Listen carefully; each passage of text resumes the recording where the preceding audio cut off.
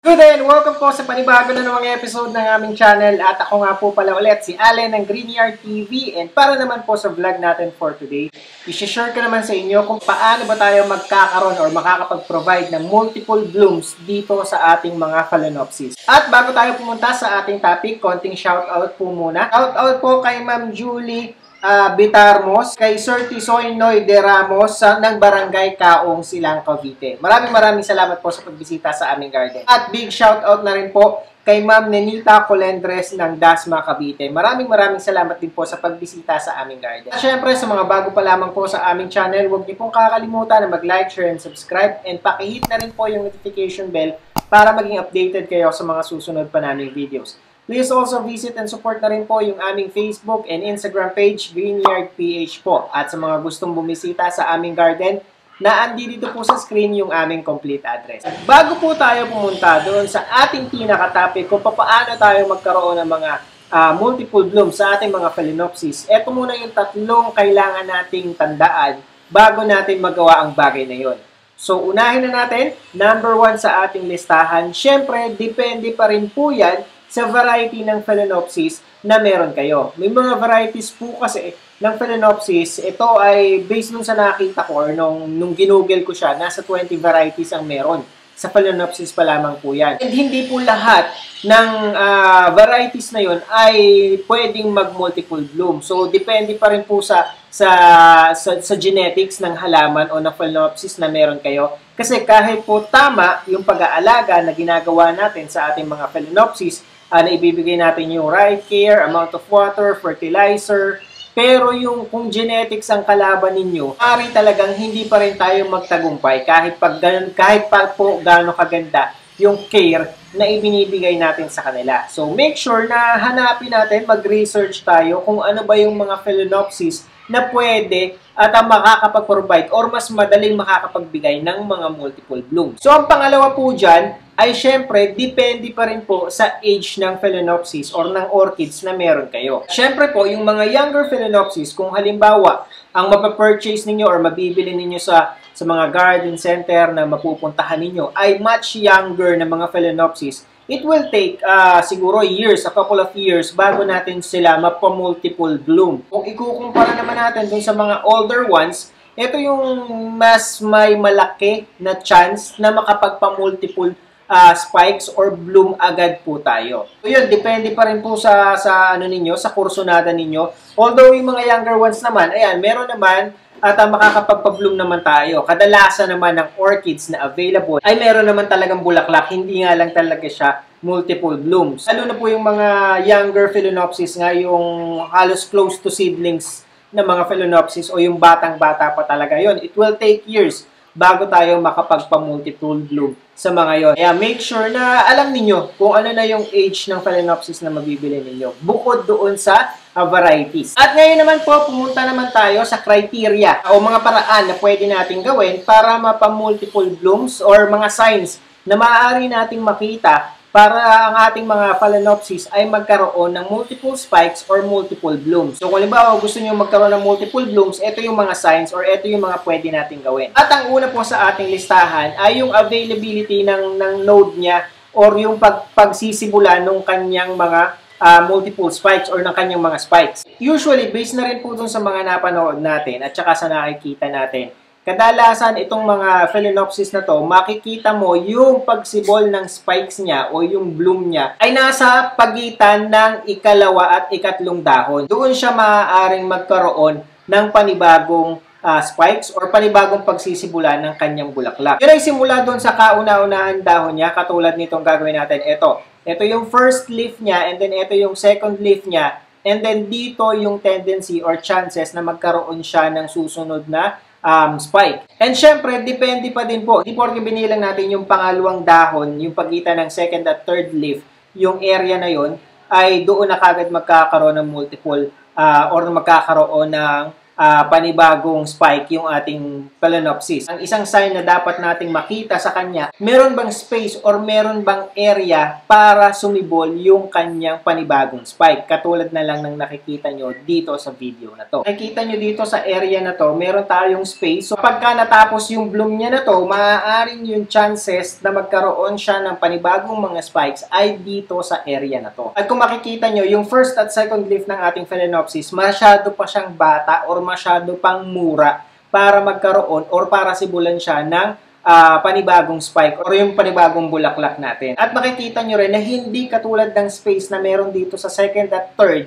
yung space na meron dito sa first at second. At ang isa pa, kung halimbawa, during growing season, kadalasan yan mga summertime, hindi masyadong nag-grow yung inyong mga Phalaenopsis, chances are, hindi rin siya makakapag-provide ng multiple blooms or multiple spikes. Kaya make sure na kapag ganitong season o yung growing season niya is maibigay natin yung right amount of care para sa kanya para naman makapagpabulaklak siya. Kailangan talaga nating mangyari sa mga Phalaenopsis natin ay mapalaki natin siya or mag-grow talaga siya in order for them to have space para doon sa mga multiple spikes. Left and right yung ibig nating sabihin dyan. Kasi pwedeng sumibol sa right side yung isang spike ng ating Phalaenopsis and then sa left side ay pwede rin or maaari rin na magkaroon ng panibagong spike dito. Kaya kailangan talaga natin na mapag-grow itong ating mga Phalaenopsis in order for them to have space para doon sa kanilang multiple spike. At lagi din po nating tatandaan na syempre para magkaroon ka ng multiple spikes, it will take a lot of energy doon sa ating mga halaman. At syempre tatalakayin natin kung paano ba tayo maaaring makapag-conserve ng energy. Kasi kung halimbawa hindi enough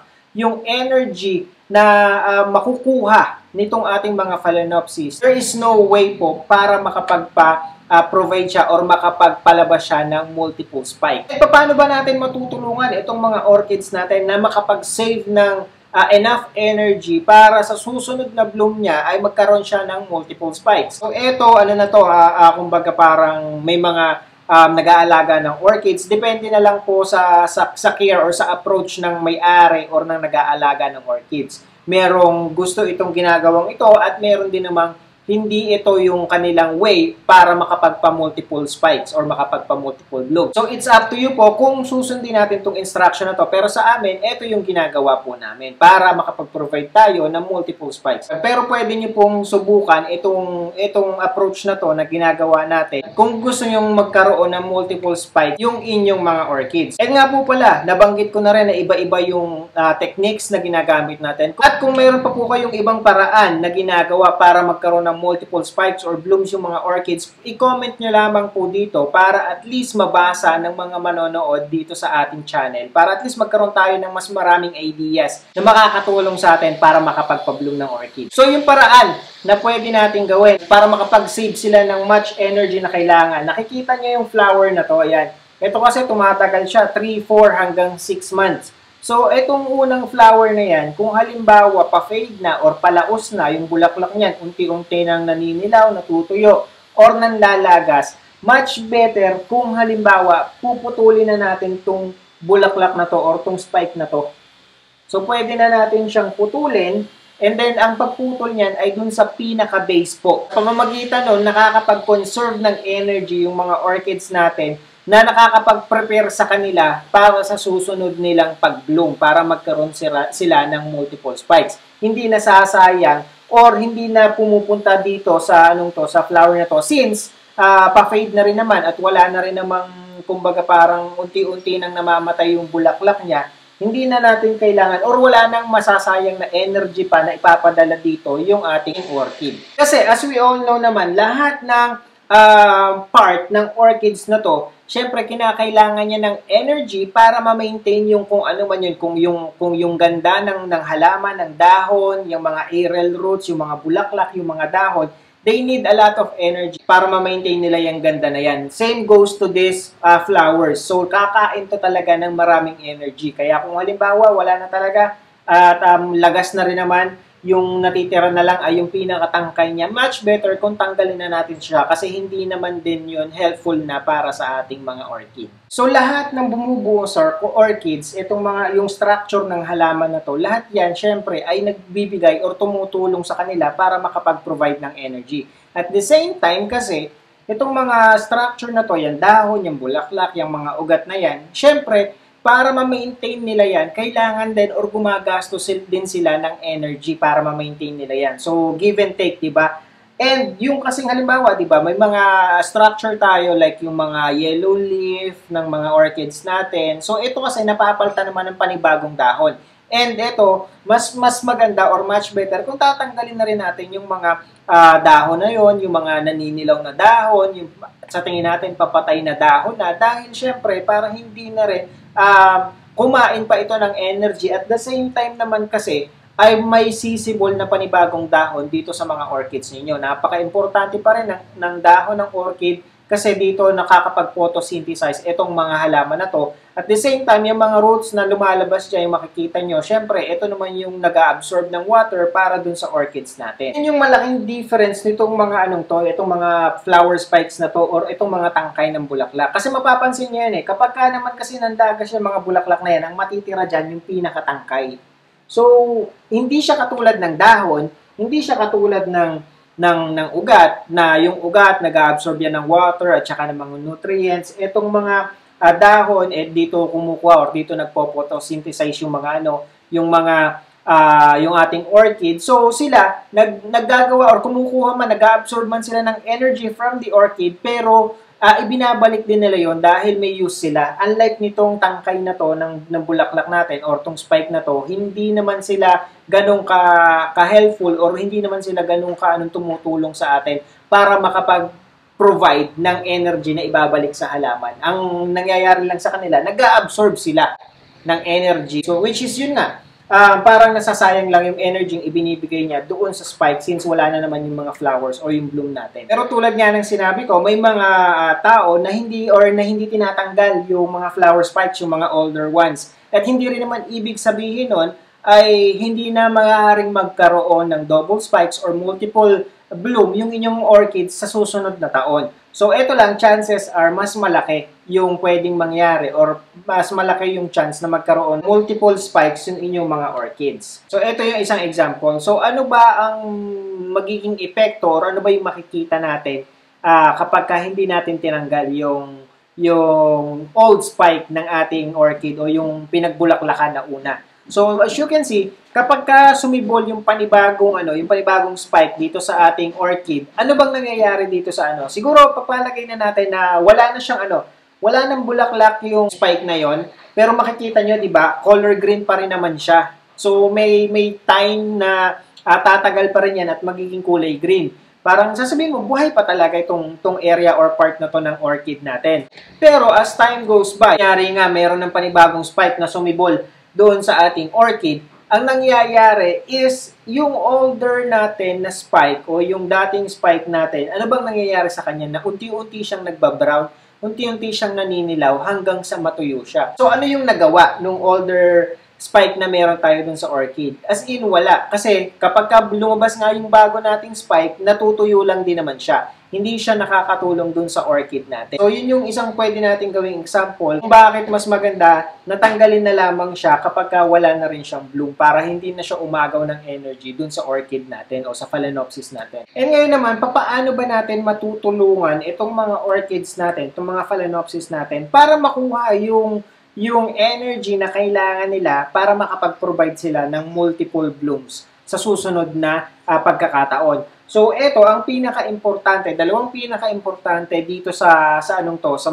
phalaenopsis natin. Although ito kasi mga phalaenopsis or itong mga orchids is, kahit minsan maneglect mo siya, okay lang siya, walang problema. Minsan, madali siyang alagaan, di ba? Pero kailangan natin itong dalawang ito para mapataas natin yung chance ng multiple bloom. So, una dyan, yung amount of light na nare-receive nila. Kailangan enough yung amount of light na nare-receive nila, especially during growing season. Kasi, kapag hindi enough yung amount of light, hindi sila makakapag-conserve or hindi sila makakapag-create din ng energy na kailangan nila. And pangalawa dyan is yung fertilizer. Although minsan, hindi mo naman kailangan. Katulad yan, kapag may bloom na yan, hindi naman kailangan ng lagyan mo ng fertilizer, lagyan ng fertilizer itong ating orchid. During growing season, pinakamagandang lagyan niya ng fertilizer. Huwag natin kakalimutan. Siyempre, food pa rin yung fertilizer para sa mga orchid natin na makakatulong para makapag-create at makapagtabi ng mas maraming energy na kailangan nila para sa susunod na